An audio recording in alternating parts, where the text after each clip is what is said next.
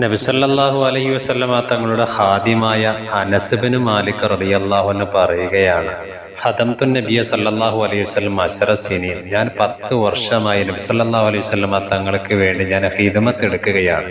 ഫമാ ഖാല ലി ഉഫിൻ ഖത്ത്, എന്നോട് ഇന്നേ വരെയും ഛേ എന്നുള്ള വാക്ക് പോലും പറഞ്ഞില്ല.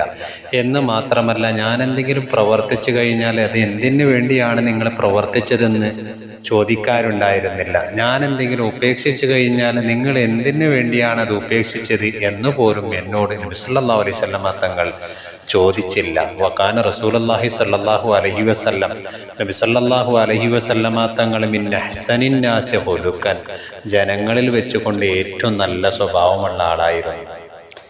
നമ്മൾക്കിടയിലുള്ള പരസ്പര പെരുമാറ്റവും ജനങ്ങളോടുള്ള സംസാര രീതികളും ആരുടെയും മനം നോവിക്കാതെ സന്തോഷവും മനോഹരവുമായ വാക്കുകൾ പറയുന്നവർ